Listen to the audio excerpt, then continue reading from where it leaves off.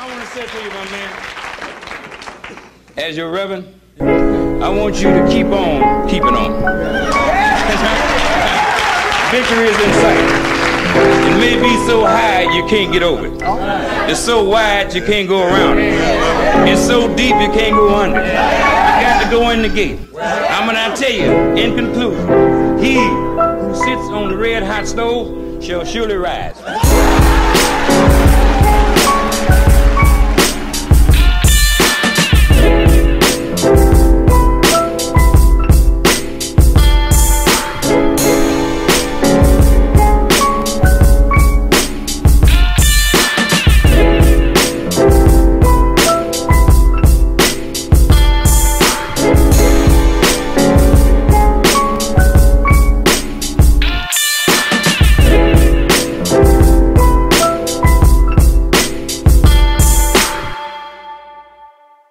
Taking the time to subscribe, to listen, to enjoy the podcast. I appreciate the love. I appreciate all the encouragement.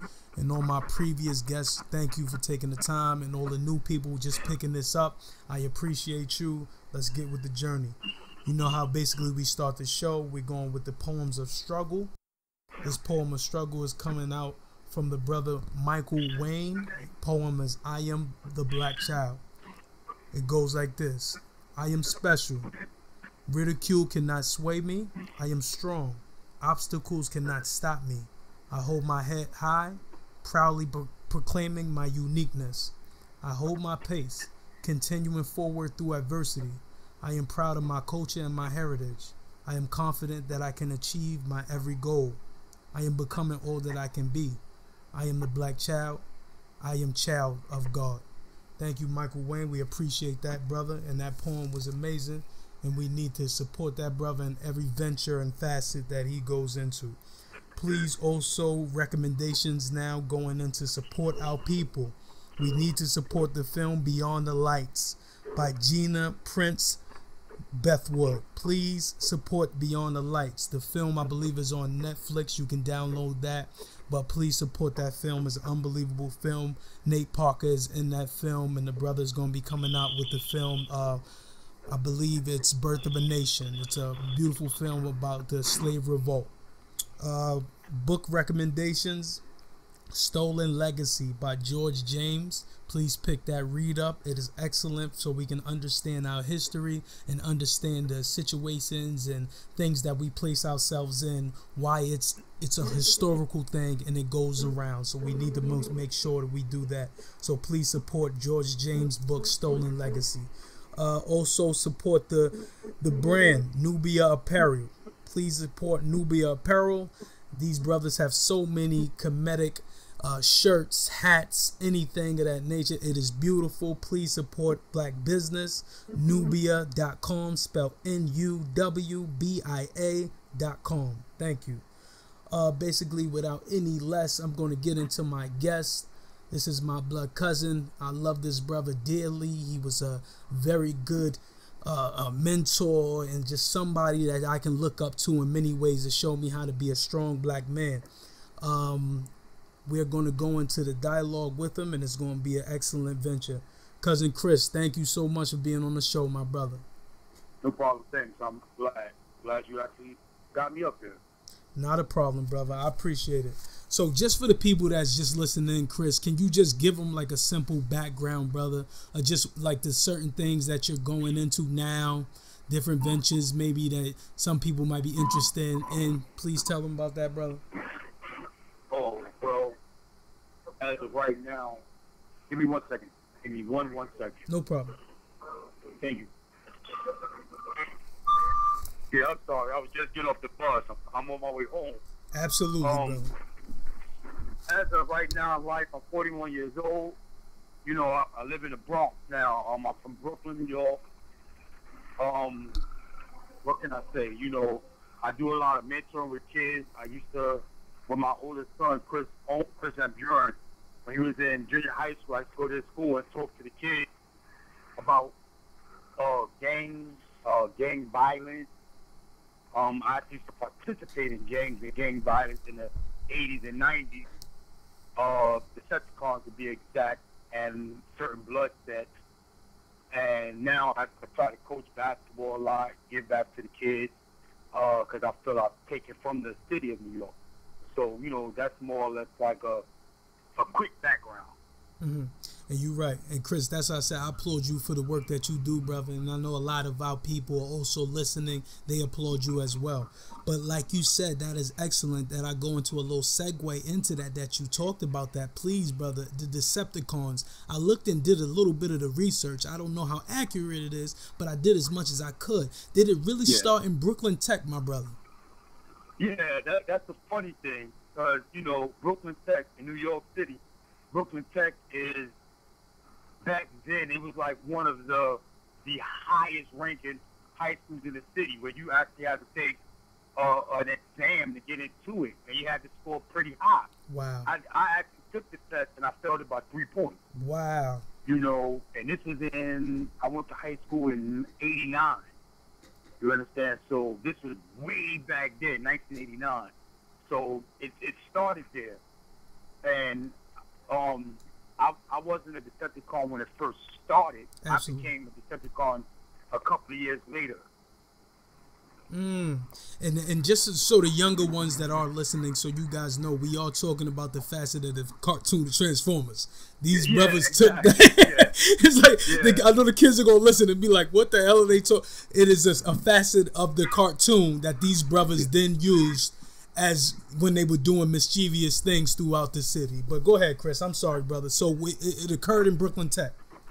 Yeah, it started at Brooklyn Tech with, from what I understand, with Megatron, and then his brother was Cyclonus. These are like, we call them the OGs, the Watercons, because they're the originals. It was Rumble, Cyclonus, we call them Star, Megatron, Minosaur, Hook Off, and about 2 others. You know, not all of them went to Brooklyn Tech. You know, they went to school. It started in Brooklyn Tech, and to be honest, because it was like, what can I say? You know, I mentioned Brooklyn Tech was like we call it like a nerd school. That's what we call it. Exactly. You know, people used to come up to the school and pick on people, you know. And some of the, like I said, the Watercons went there, so, you know, they had their own little clique. And it was like how most gangs, or you call them cliques, start, you know, as a way to protect yourself. You're right. And your peoples. That's how, from my understanding, and what Rumble Twin, not Rumble, Rumble Twin, that's his partner, informed me. And that's how I got down from Rumble Twin. Wow.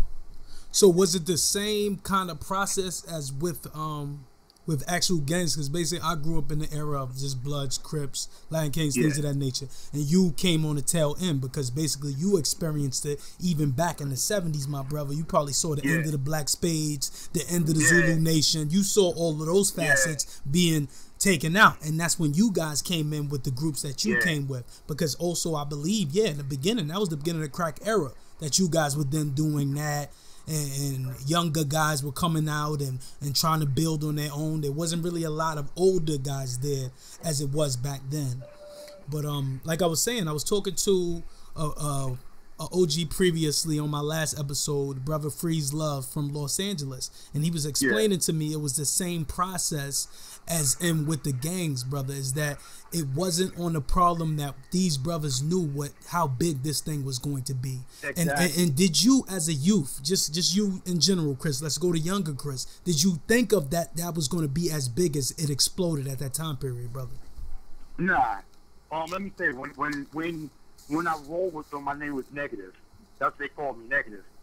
Like, you have a positive, negative. My name was Negative. That's what they called me. So, and I actually have my own legion. What that means is that you have 2 big factions. You had Constructicons and you had Destructicons. Exactly. Those were the 2 large groups, like the 2 3.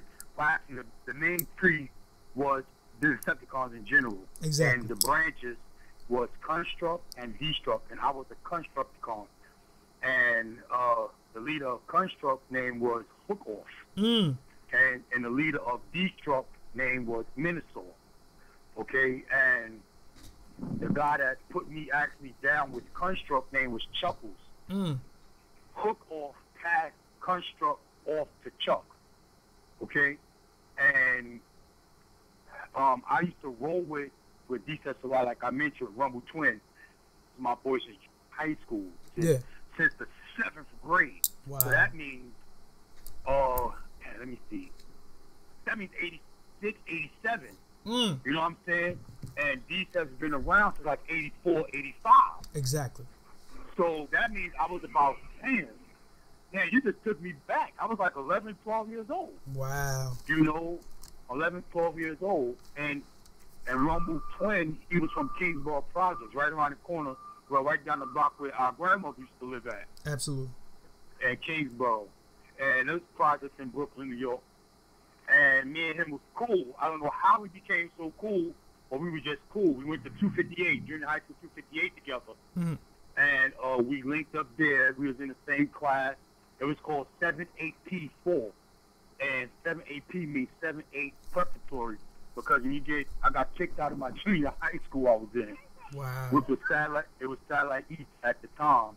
Which at that time, Satellite East was in District 13 or District 16. It was the second smartest junior high school.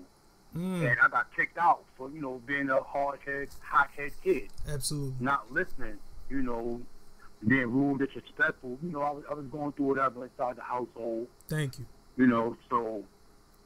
And I just was acting out.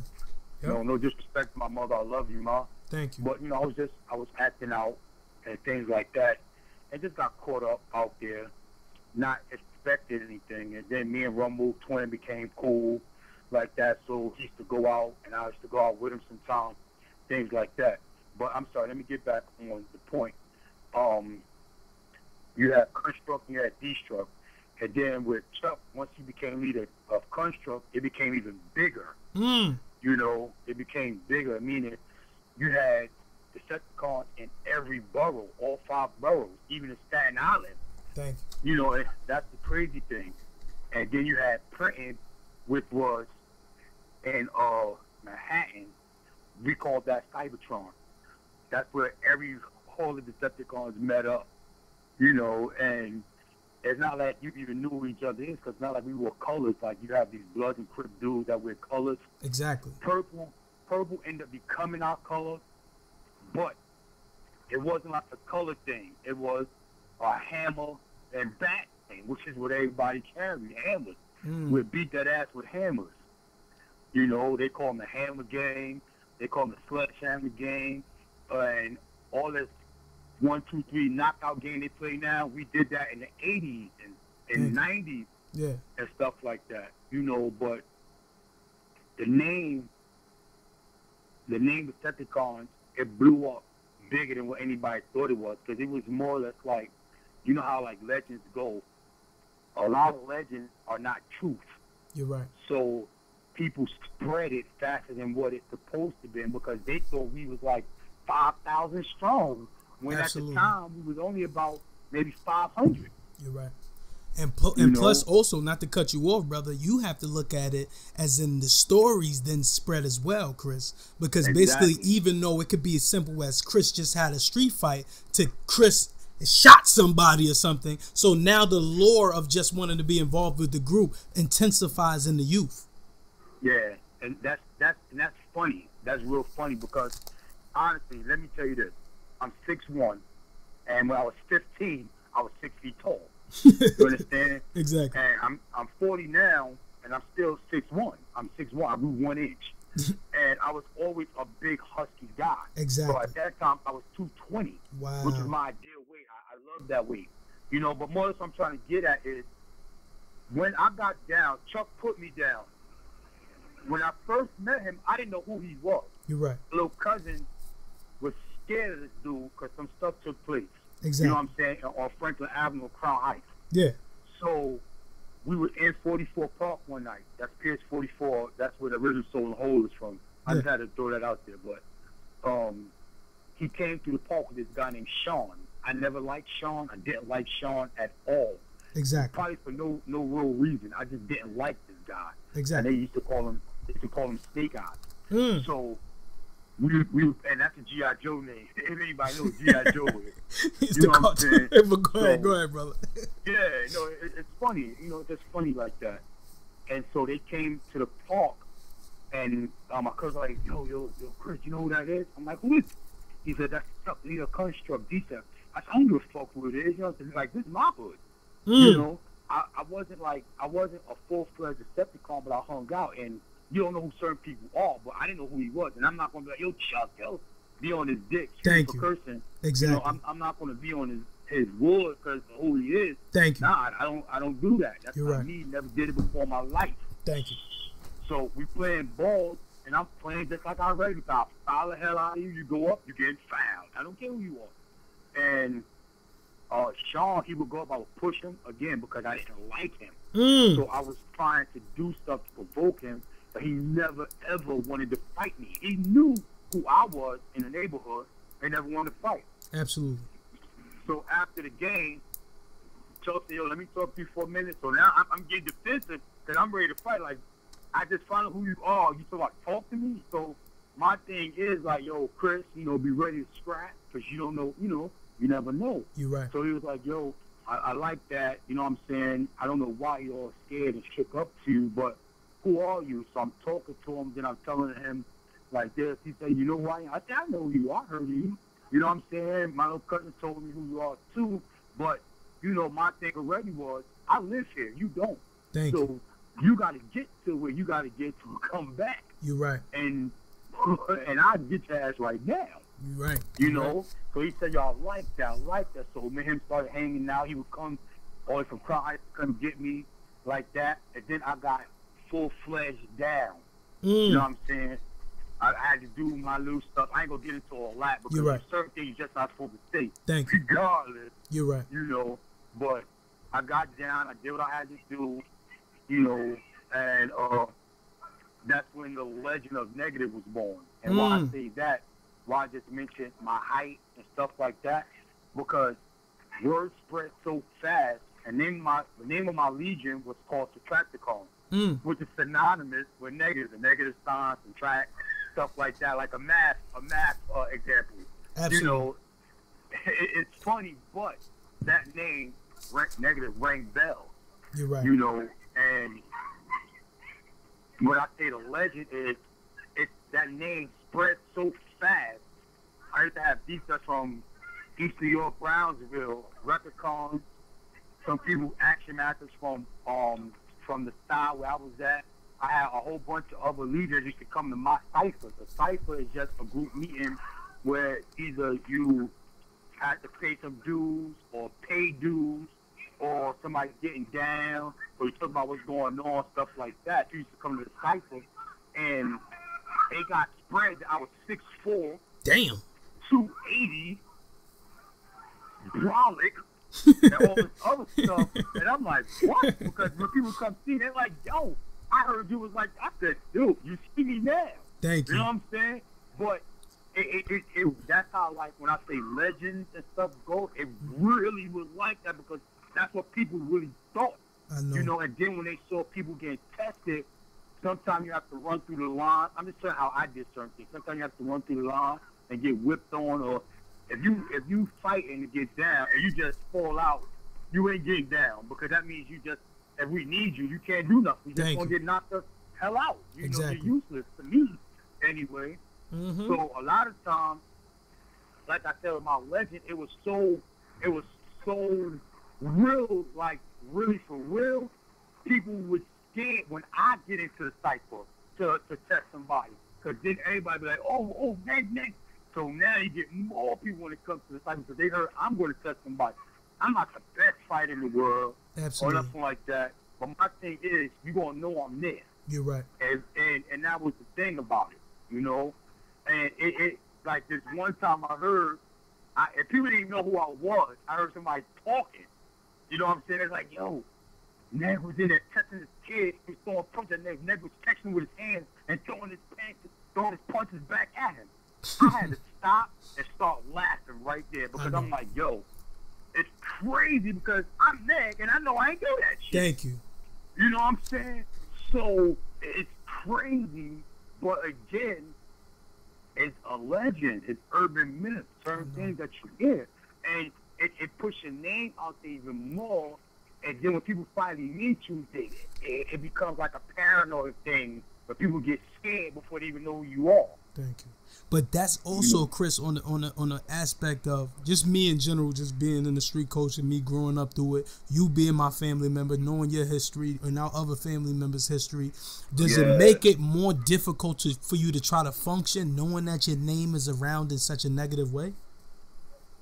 Yeah, because again, like you just said, negative way. So my name was negative, and it correlated with so much negativeness. Exactly. You know, and so the thing about, like you just mentioned about our family, you already know firsthand. You know how our Uncle Joe was, exactly. How he got down, stuff like that. His name rings bells in Brownsville, East New York. Absolutely. And growing up, those are the people who we had to look up to. You're right. You know, and like my pop wasn't in the picture. You know. Right. My pop really wasn't in the picture at all, so exactly. It's not like I actually had like that male Thank there. You know, we had Uncle Cole, which was Flippin' Jr. We had Uncle Cole there, but he was busy working. Thank you. You know what I'm saying? And then Uncle Ant used to be in the gang himself when he right. was younger. You're right. And I forgot the name of him, but he knew the leader. It was Young Wolf or something like that. The education of Sonny Carson. Wow.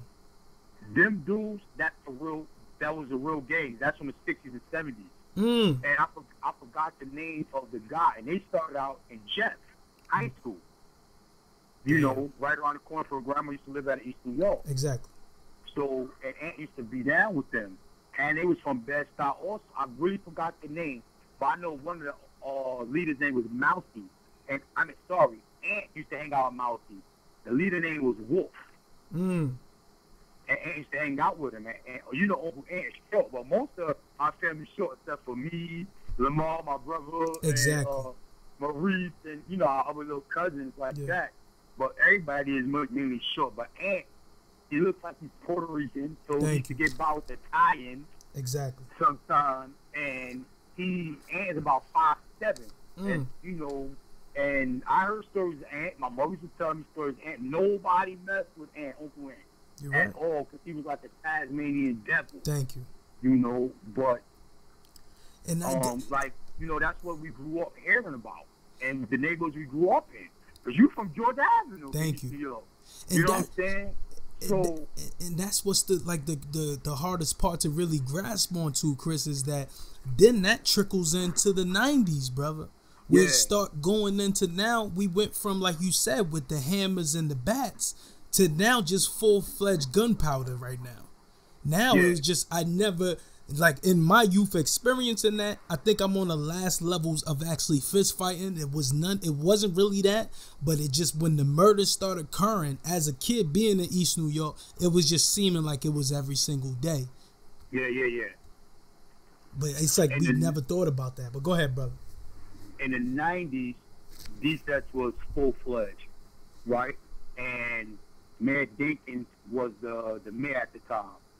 And in New York City alone,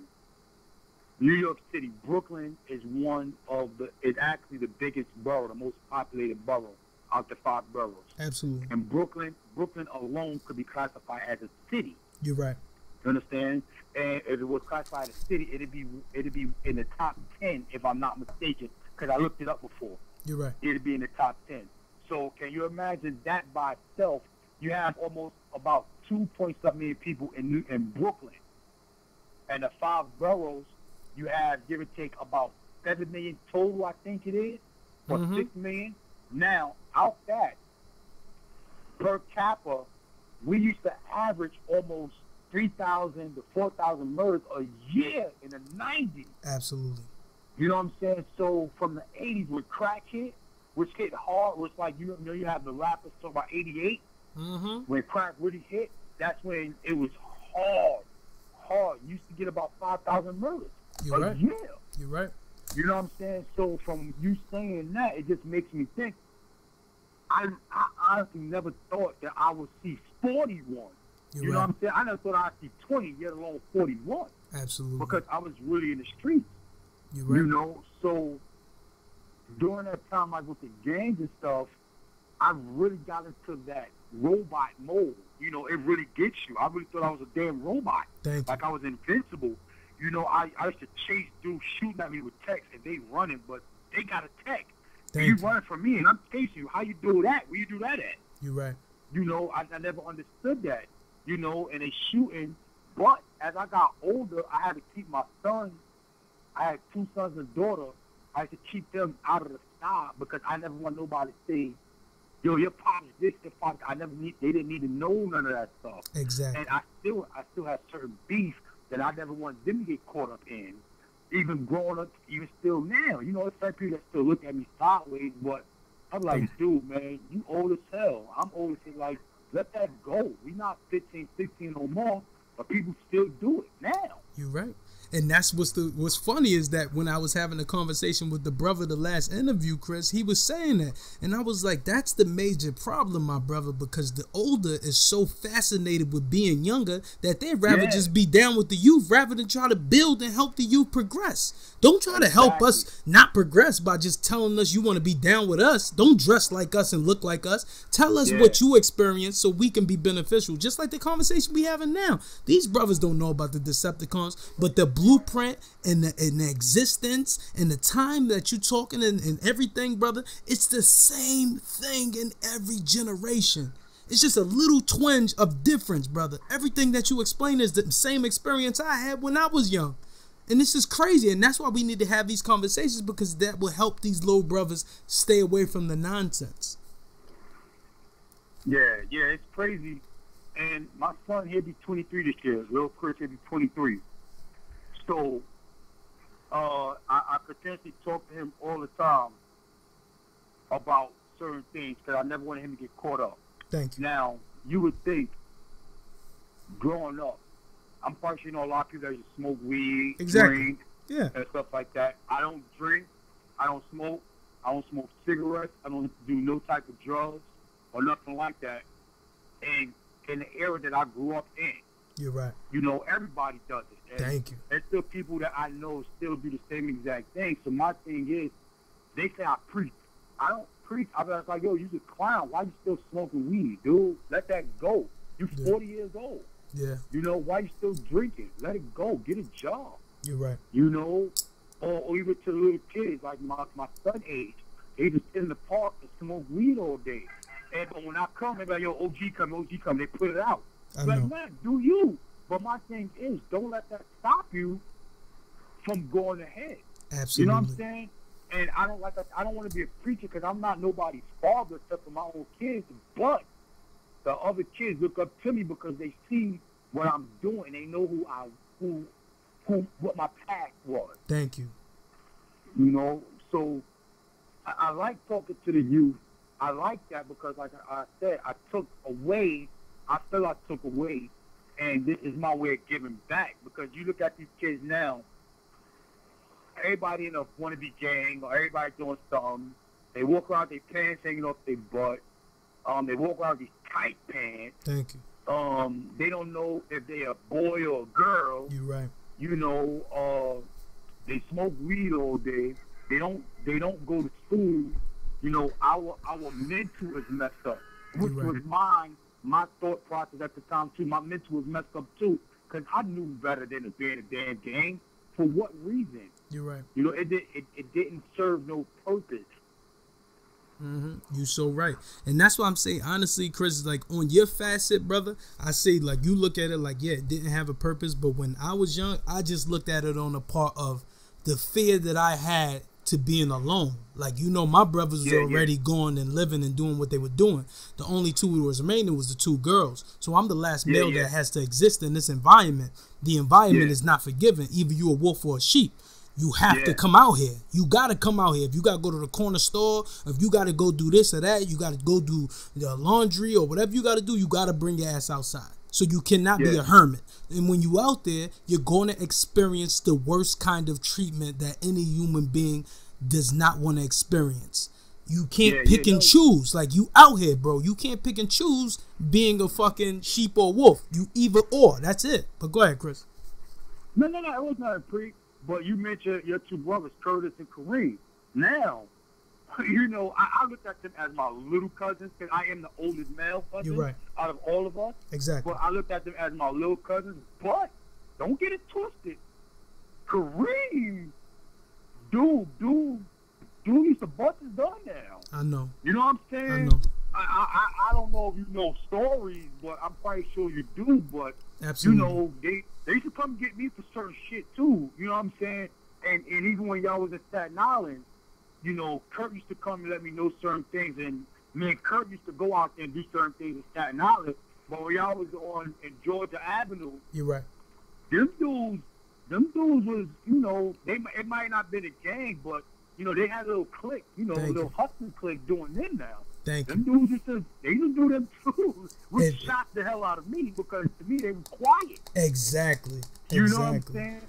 And Georgia Avenue has brick homes on it. It's not like there's no project buildings or anything like that. Mm-hmm. You know, but that's how Brownsville, East New York is. You're you know, Brownsville never ran, never will. Thank you. You know, so it's kind of crazy when people think about it.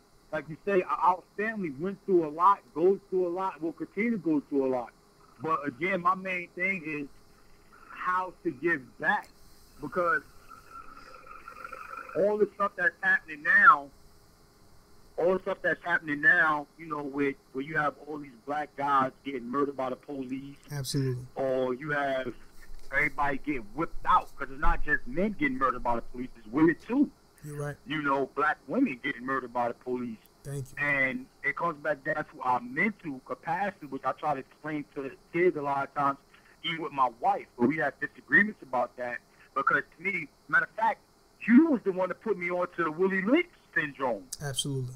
You know what I'm saying? You put me onto that. That's when we was doing our little music thing. You're right. You know what I'm saying? Yep. You put me onto that. I never even knew about Willie Lynch, to be honest with you.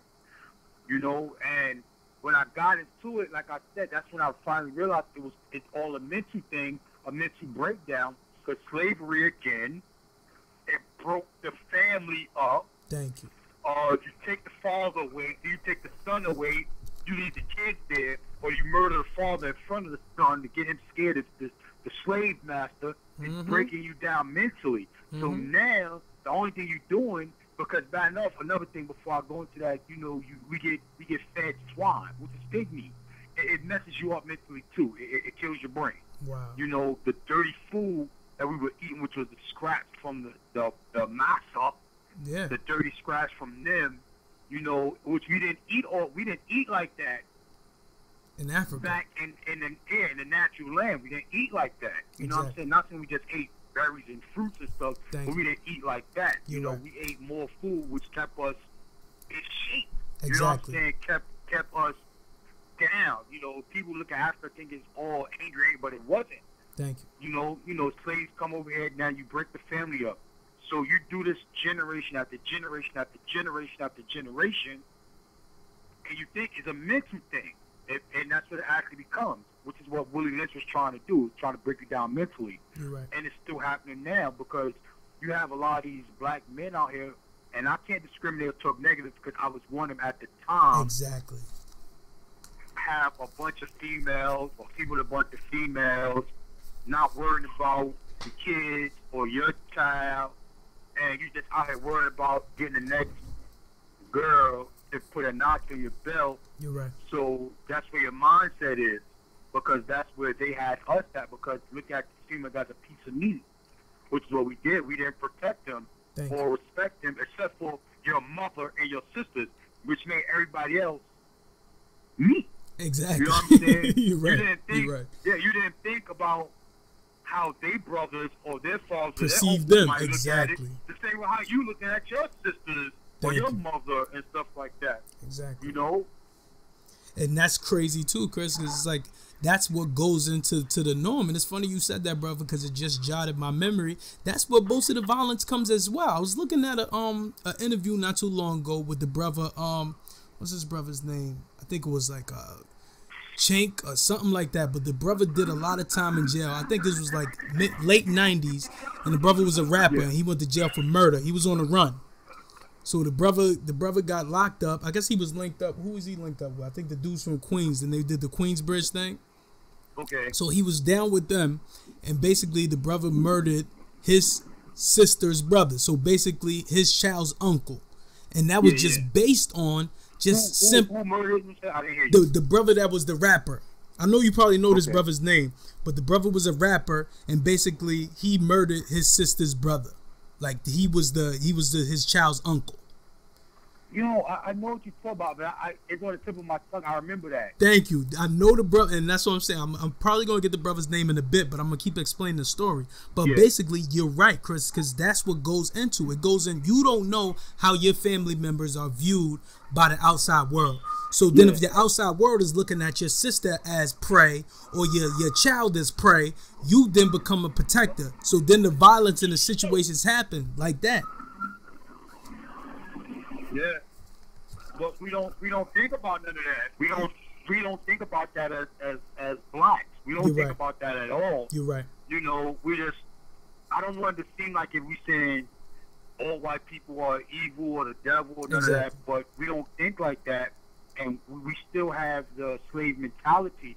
Our mental is still messed up because of all this. You know, I'm not saying we should keep using it as an excuse, because it's not an excuse, because it was never acknowledged. Which makes it bad, because if it's not acknowledged, that means you're not going to get no help. If you don't get no help, you can't get no better. You know, it's like a complete circle, which a never-ending split anywhere in there. And I don't understand what's going to come out of it, brother, but these little things we have to continue to do. And all of the brothers that I'm speaking to, as well as the sisters, we have to come to an understanding where we have to do our simplest things. And that's what I was telling the brother the last time when I talked to him. I was like, you don't have to be the brother on the front line. I'm not telling you to grab an AK and jump on the front line with me and we got to go war to war, gun to gun with whoever. You can be the man to change just by telling your son to pull his pants up. You could be the man by just telling your daughter she needs to wake up and put a shirt on instead of having her breast all out. It's certain little things you can do that's going to benefit our people. Don't always think you got to be fucking Jim Brown, or I got to be like Muhammad Ali, or I got to do... Brother, everybody's not built like that. And if we understand that we all not built like that, we will be strong. The problem is we don't think like that. We think we have to be that way because we have this bad perception of what we supposed to be. And we cannot exist like that because we can't live, brother. Because that's what I came to them to understand. I was like, the Jewish community, the Asian community, the Indian community, all these different cultures and communities that come into our neighborhoods and get the economic wealth outside of our neighborhoods and take it back to their neighborhoods is slapping us in the face every day because they don't look at themselves like we look at ourselves, brother. You're right. Because, again, you think about that, like I mentioned, and I'm going to keep saying every time we talk, is a mental thing. It's a mental thing. And we have confidence, but we don't have the type of confidence whereas it's going to get us where we should be. Thank you. You know what I'm saying? We have confidence in ourselves amongst each other, you know, which makes it, again, a mental thing. You know, we could talk about each other and we could say, well, this person thinks he all that, or that person thinks she all that, or, oh, because she got a new pair of shoes, or because he got a new car. None. The thing is, like you just mentioned, it comes back down to economic wealth, which is one part that can empower us. Exactly. But then again, if you have five guys put their money in, unless you had somebody that's like a very good leader that can spread the wealth correctly, exactly, you're always going to have one person that's scheming to want to be the man. Exactly. Everybody can't be the man. You're right. You know what I'm saying? Everybody can't be the man. And people always get jealous of that. And it just goes back to me with the Decepticon stuff. It got to the point where I had so much power,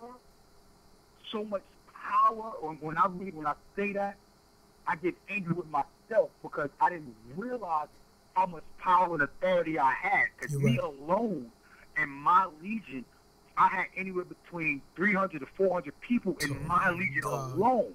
You know what I'm saying? That would do anything I said do. If I say jump off a roof, that's like your neck. Which one you want me to jump off? Damn. Like that. But the thing, it got to my head. It got to me. You're right. You know what I'm saying? Whereas I couldn't control it.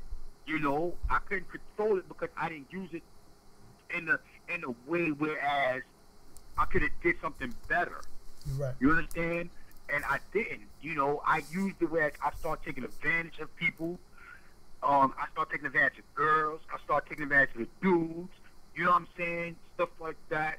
And what I mean by the girls, I mean, I'm like, yo, come over here, yo, let's go up to my crib. Like that. Like I said, you looked at them as a piece of meat. Thank you. You know? Or with the dudes, I'm like, yo, I need something. Go get this for me. And they give me their money. Exactly. Or stuff like that. You know what I'm saying? Or I would be like, yo, get this out here. What's this and the third? Or I would start letting the authority get to me where I would just, if I'm angry this day, I would call a cipher just so I could get my rep off on somebody. And they didn't understand it. And I didn't understand it because I didn't pay attention to it. Because again, me being who I wasn't taught how to channel my anger or frustration another way. So I started taking it out on the people that was supposedly there for me. And Chris, like, and did it hurt you mentally in any kind of way, or did it make you just fall back as far as like your affiliation with when you start seeing the Bloods progress into Brooklyn and actually progress into New York City, not really just Brooklyn, but when you start to see the emergence of the Bloods coming into your community and you start seeing this because of the power that you had previously, they most definitely wanted you to then take that power into that section of the gang, right? Yo, and that's funny because I don't think I ever told you that. You know what I'm saying? And that's the funny thing about it. Like, I'm going to tell you this. These two guys, right? Mel Matrix, he was Jim Jones. He was Bird Gang, right? Everybody know Mel is. Yes. And Rossi, they call him Daytona, which they call him another name now, Spooky. Those my dudes. I'm talking about my dudes from, I used to be a counselor in PAL, Police Athletic League.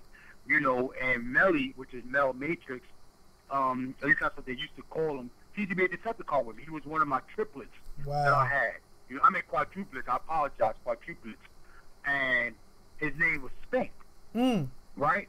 So, and when the blood stuff started coming down, I had this other guy, we call him Snow. He was with that. From what I understand, when he came out to Brooklyn, it was in Albany Projects. And his dude named KB, they called him King Blood. Wow. From what I understand. You know what I'm saying? And I used to call my triplets, I used to call them Young Bloods. This was before the Bloods was actually out here. So when the Bloods heard about them, they tried to put them down under them. But I retired from the DCF shit because, like I said, the power, it started bugging me out. You know what I'm saying? So I passed my Legion off to my twin. His name was Corrupt. Yeah. I passed, and this was actually before the rapper Corrupt was out. Yeah. You know what I'm saying? No, matter of fact, before I knew who he was, let me say that. You're right. His name was Corrupt. We called him Corrupt the King, just like I was Neg. They used to call me Lord Neg or King Neg, like I say I could call me. Exactly. Right? So I passed it off to Corrupt because I couldn't deal with it no more, but I was still Neg. You know what I'm saying? It's like a CEO. He passes his company off, but he still gets the perks because of who he is. Thank you. So, Melly, he came up, yo, Neg, let's start 9-Trey gunshot crew out here. Now everybody talk about 9-Trey. 9-Trey started in Bed-Stuy.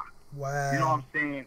And it was like, yo, I said, he said, yo, let's do 9-Trey out here like that. Let's do this, let's do that. But I really wasn't into the gang stuff like that no more. You're right. And now by this time, I'm about 21, I think. Yeah. Yeah, about 21, 22, something like that. And I just did it. You know what I'm saying? Yeah. And everybody already knew who I was. Thank you. So it made it easier, you know, and I got that respect. I became Bloody Neg. That's what they call me. Bloody Neg. And I didn't have to get the burns. At that time it was burns where you had to get the 3 burns for the footprint. I didn't have to do all that. You're right. You know what I'm saying? But I ended up stopping it for a while because actually red ain't my favorite color. It's actually blue. So it's kind of funny. You know? Yep. It's actually kind of funny because Exactly. blue is actually my favorite color. And you can't wear blue. So I'm just like, you know. I ain't with this. Yeah, you know, but I was still Bloody Neg, you know. Exactly. Nobody said nothing to me. I was still Neg. You know, and I met a lot of other people with this blood stuff, you know. And let me tell you this, to be honest with you, the blood stuff got blown out of proportion by the media. It got blown out of proportion by the media. The media is what made it bigger than what it was. It wasn't even word of mouth. It was the media. You understand? And that, I could tell you, is true fact because I was with it. You know, that's true fact. And you're so right. And sitting back, just not to interrupt you, brother, but you're right as far as with the media, because as a kid, I'm in middle school and I'm seeing the front newspapers. We're getting letters throughout the school saying, "Don't wear this, don't wear that." They gonna come up and cut y'all and just impacting the same format as they do with the Muslims now. With we in terror orange right now, we in terror white right now. Just putting fear and just implanting fear into the people, and that's what they did with the gangs. But go ahead, brother. No, you're 100% right. And being that we said all that, I could get into Islam because I actually practice Islam. Exactly. Me and my wife, you know. So with that, now let me say this: some people might think it's controversy or controversial. I apologize, but ISIS, it does not actually stand for the Islamic State. Exactly. ISIS is not even part of Islam. ISIS does not practice Islam. Islam means what Islam is a religion of peace. And just like in any religion, you have your hardheads, you have your radicals. Thank you. Okay? And dealing with that itself, to practice Islam means you believe in one God. Exactly. Which is monotheism. You know what I'm saying? The love of one God, which is what Christianity is supposed to be, which is what Judaism is. You understand? Exactly. And a lot of people don't know that. They go off what the media portrays. And again, even with that, people say we don't believe in Jesus Christ.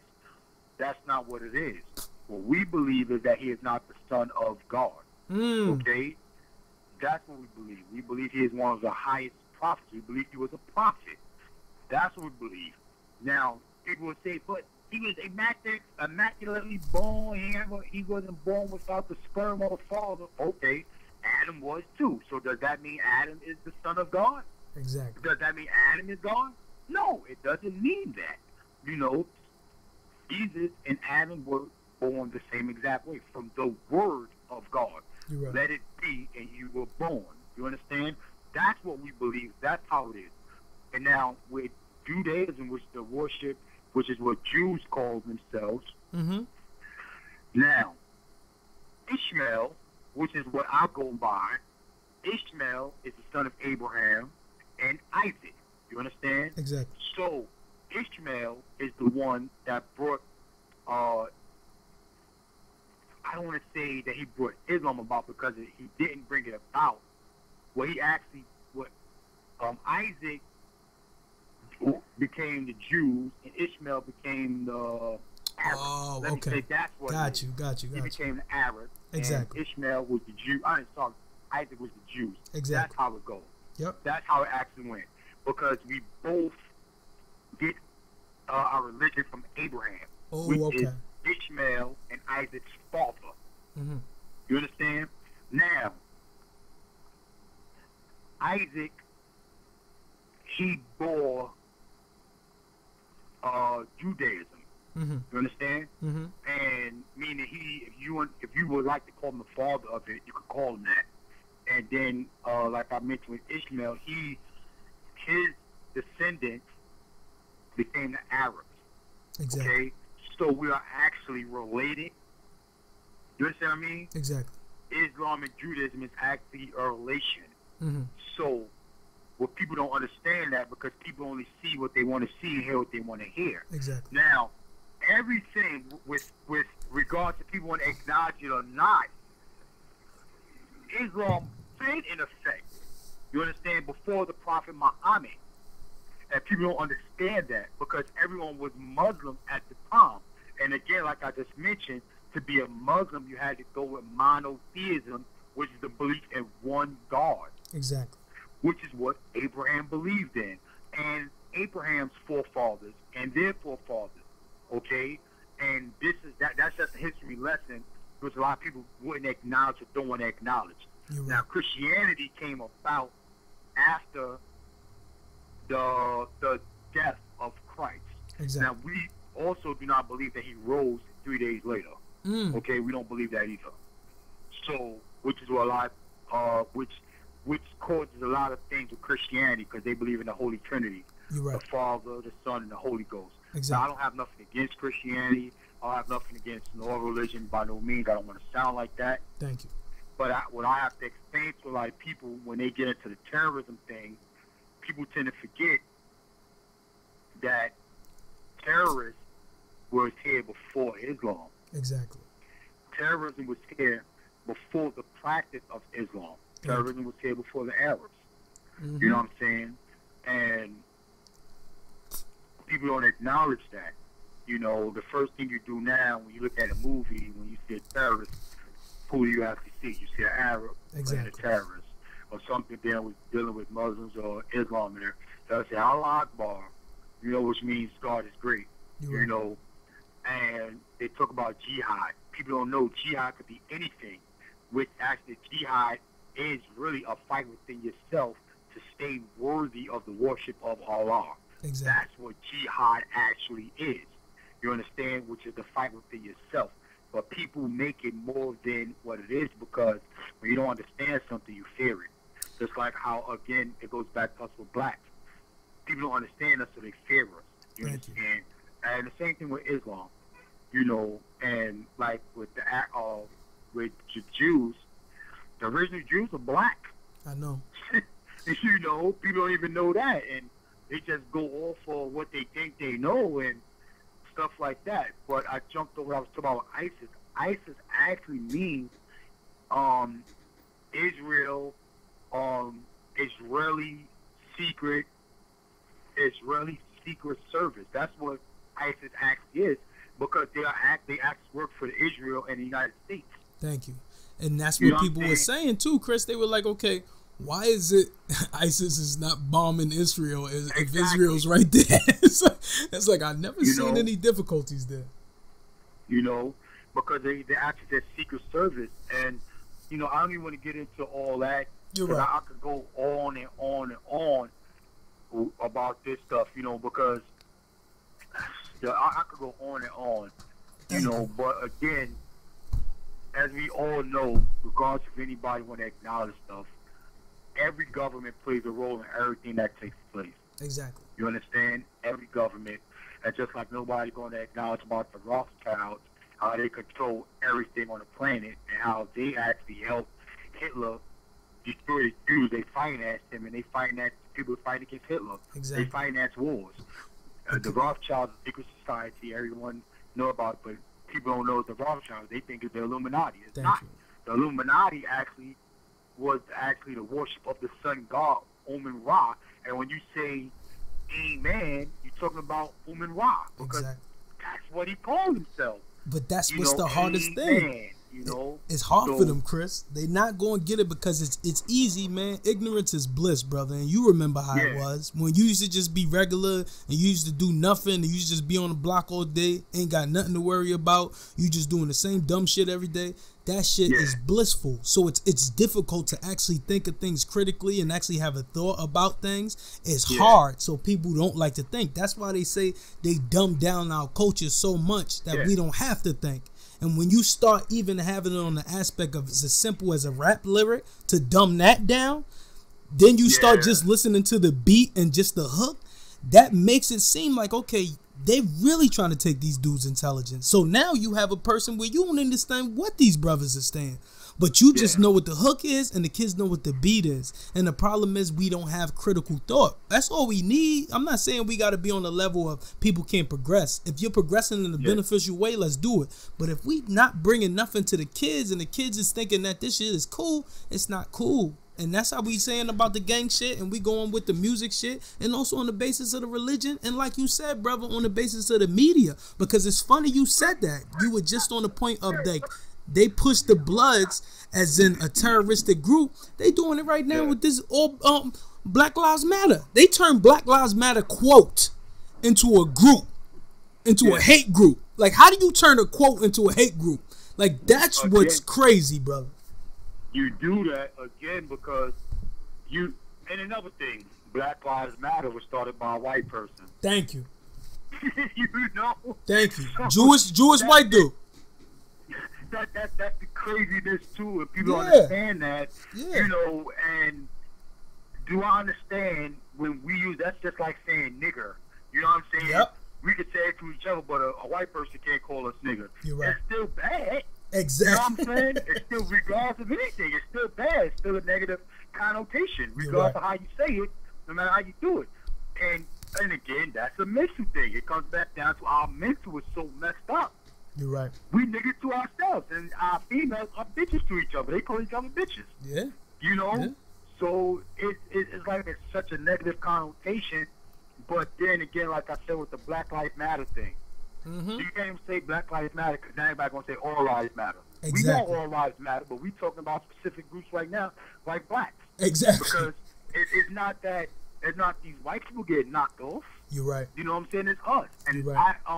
let me tell you this example. My daughter, I was talking to her name is Brianni. I was talking to her, right? Mm-hmm. And we were talking about public assistance, which is welfare. Exactly. Human resources. Yeah. Right?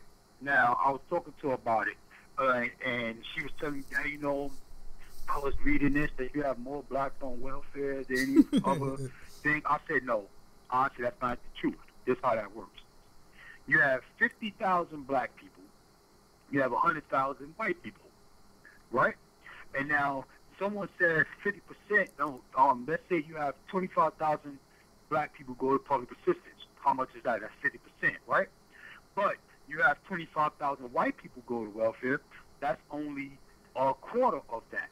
You understand? Exactly. So now that number, they're going to say that you have more black people on it than white people, even though you both have 25,000 people. Thank you. And now that comes and goes only because you have less people, less black people on than white people, which makes the number seem astronomical, when in all reality you have more white people on it because it was for them. You're right.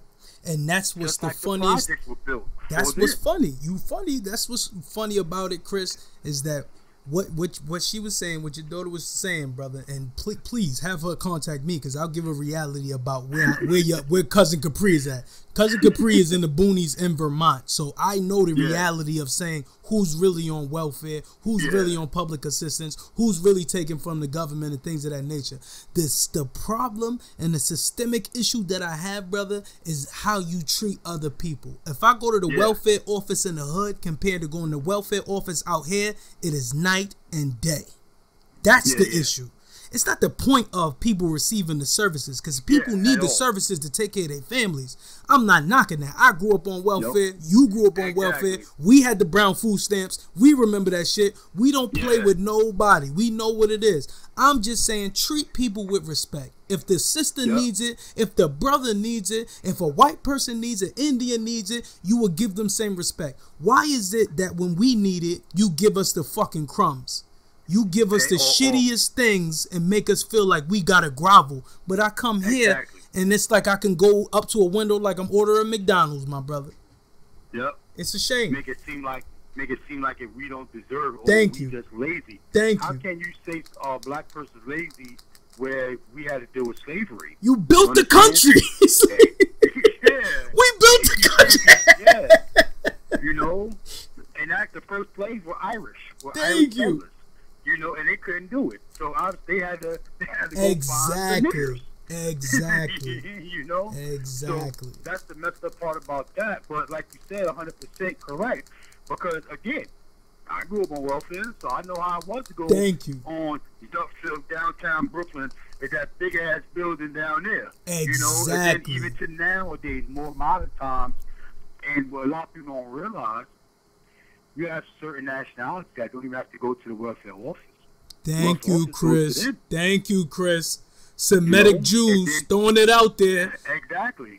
And I don't even want to say it.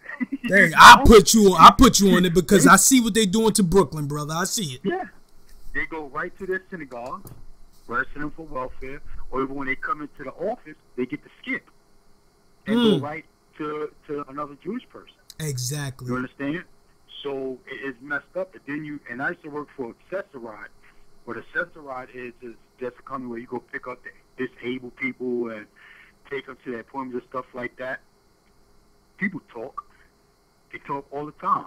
You have some Russian Jews that come here and they get $50,000.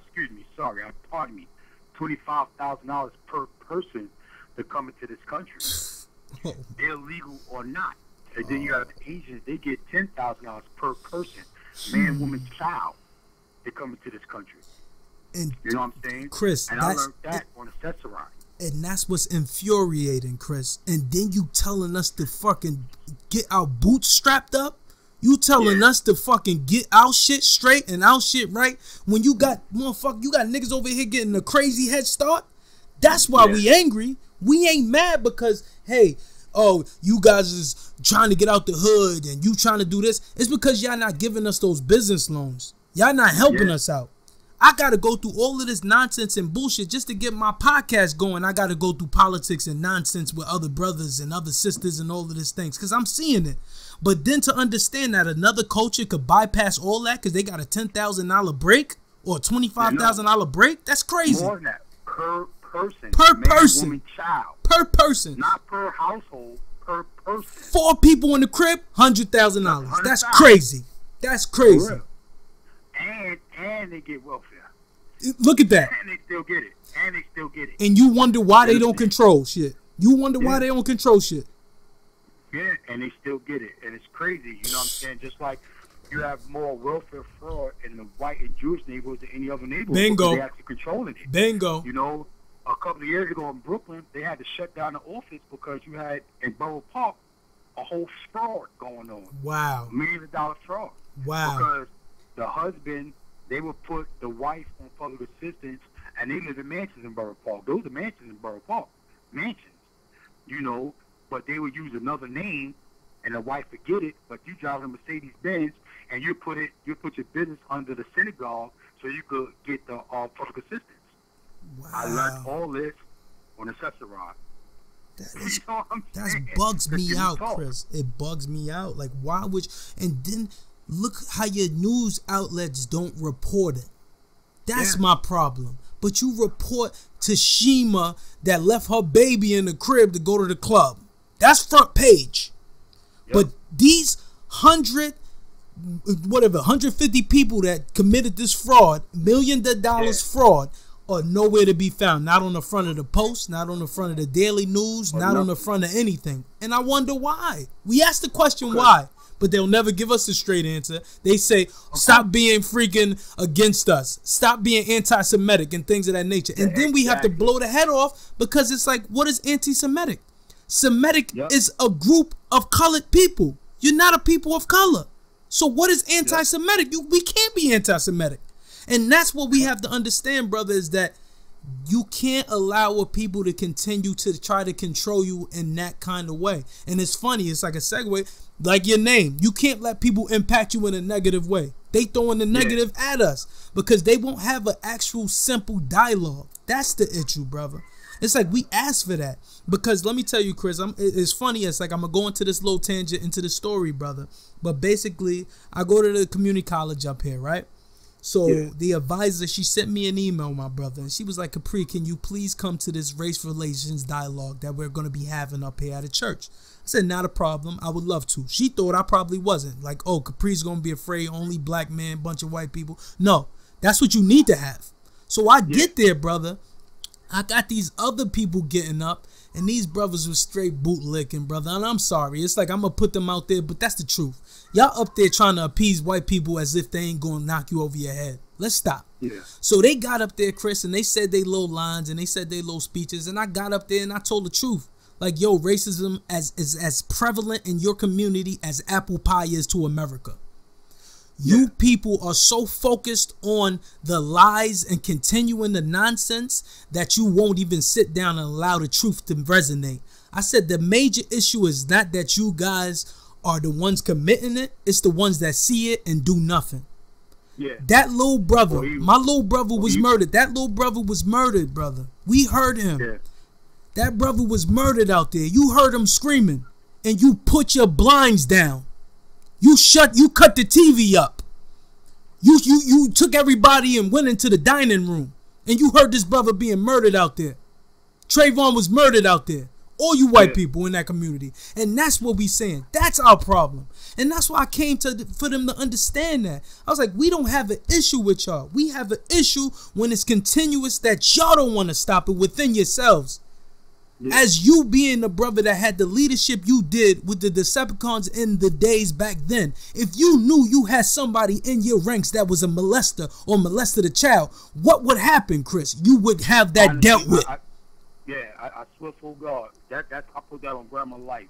Thank you. Been dealt with in more ways than one. And that's the problem. They don't do it, brother. They won't do it. I walk up here, Chris. What do I see? I see nothing but flags down at half past. All of the flags are down. For what? The flags are down for the officers. All right, that's beautiful. But did you see the video of the brother getting murdered? I don't want to talk about that, Capri. I don't want to have a conversation about that, Capri. So then don't ask me where my frustration is at if we can't even have a dialogue. If we can't talk about the truth, let's not speak at all. And that's my problem. That's what I mean when I say it's not acknowledged. You know what I'm saying? You can't sit down and have a straight conversation because someone would say, "Oh, you need to forget about slavery. That was 400 years ago." Well, did you tell the Jews they need to forget about the Holocaust? Bow. No. Bow. Did you tell the Indians they need to forget about the mass murders that you committed on them? Thank you. No. Thank you. Nah, you didn't tell nobody none of that, but you telling us this. Exactly. Just like last night, that clown senator talking about no other subhuman division did more for the Western civilization than white people. How is that? They didn't lift a finger except for that whip. Thank you. But that's it. They didn't do nothing else for the country. That frustrates me so much, Chris, and we talked about that. When I was talking to the brother Urema and we was having an interview, brother, I said, how can you tell a people that created civilization that they didn't bring forth more? You the first people on this ground. Your skin color is melanin. Melanin is in the earth. That grows. Exactly. So pretty much you're the people that originated. So all these are your offspring. All these other races, all these other people came from one people. So we have to understand that. And that's the problem, is that people don't want to put that out there. You don't want to have that kind of conversation because then you have to question yourself. I'm not saying people can't enjoy who they are. If you Puerto Rican, Dominican, French, white, Irish, whatever the fuck you are, be what you are. Yeah, go ahead, brother. Them Puerto Ricans, them Caribbean, the Dominicans, all that stuff, they black. Thank you. The only thing is the boat stopped down there before it came up here. Exactly.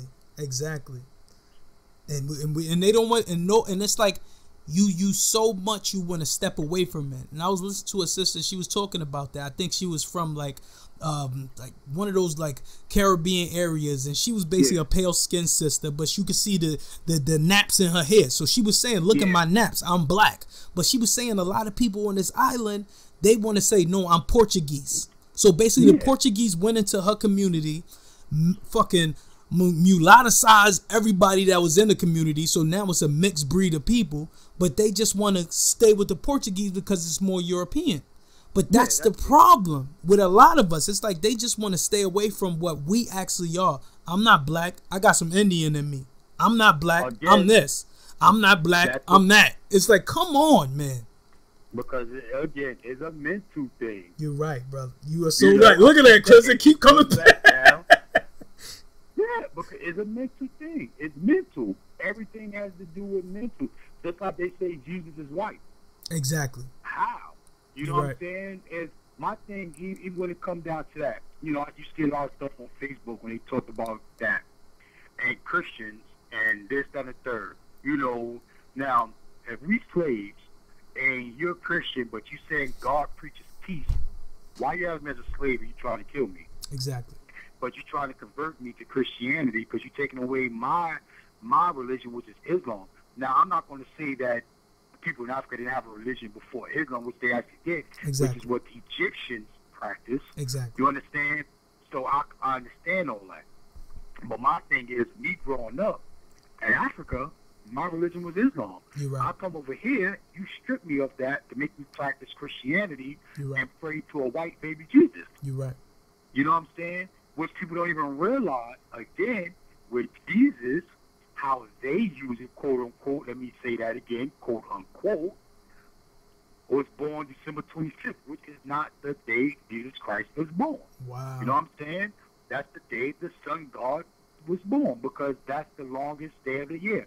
Winter solstice and the summer solstice. Wow. December 22nd, I think it is. And I was reading up on that. You know what I'm saying? How they have the birth of Christ.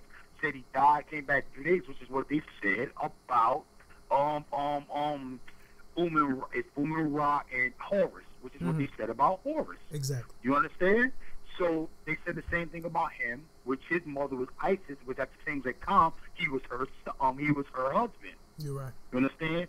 So it just comes back down again to just what people's mindset is. When you don't read, you ain't gonna never learn nothing. Now I'm not saying believe everything you read because it's written by man. Thank you. But then at the same time, you have to realize also 50% of what you read is true, 50% of it is false. Thank you. It goes with anything. And then you have the Bible. It was rewritten by man. King James. How can you say the King James version of the Bible when this man never knew Jesus Christ? This man never saw Jesus Christ. Paul, which used to be Saul, was a Jewish murderer. He used to round him up to kill him. And he became Paul. And he wrote the Bible, said that he spoke with Jesus Christ and he knew Jesus Christ and all this other stuff. You can't do that. You understand? So, like I said, my wife, I love her to death. She practiced Islam. That's what really made me start getting on it like that. She didn't understand certain things when it came to the Bible, so I would tell her, because in the Quran you have certain stories that are similar at the beginning of the Bible. Absolutely. You know what I'm saying? Which is, like the Old Testament. You're right. You have certain stories that are similar, and I could tell her, oh, that's this, that, and third. She said, I didn't know that, because in the Bible you read it, it's like a book, a storybook, makes things seem sensationalized. Exactly. You know, like a movie, a play, or something like that. The Quran is not like that. The Quran, Holy Quran, gets right to the point. Now, to get on with the Jews, I never heard the Torah, but what I understand, the Jews have all the secrets. You understand? Because they were first. And what I mean by they were first is just that, again, like I mentioned, they weren't actually called Jews. They were called something else. And like I said already, Isaac is, quote-unquote, the father of them, which is the son of Abraham, which is the son of Noah, which is the son of all these other people who go back to Adam. You understand? Now, my thing, what I'm getting at with that is God spoke, God speaks. He knows, he tells, he do what he do. You know what I'm saying? If he's not directly speaking to you, he send down the angel to come tell you whatever it is. But from what I understand, he spoke directly with Abraham on a one-on-one all the time, because Abraham was one of his favorites. You know what I'm saying? So he spoke with Abraham on a regular basis. Now, the Torah, it has all the secrets in it.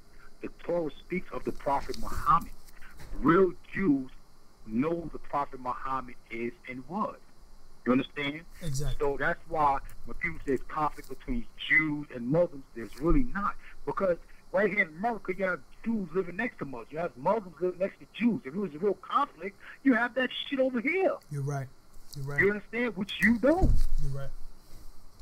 You know, if it was really how they keep saying, it's just that in Israel and Palestine, Israel's, they are not real Jews. Exactly. People don't want to acknowledge that. You know what I'm saying? They're not Hebrews. They're not, I forgot exactly what they are, but they are not real Jews. You have the Hasidic and the real Jews beefing against them because they are trying to control everything with world domination, but they're saying is the Muslims. Zionism, now, you're right. Yeah. With Islam, you have over 1 billion of these people. You have 1 billion Muslims.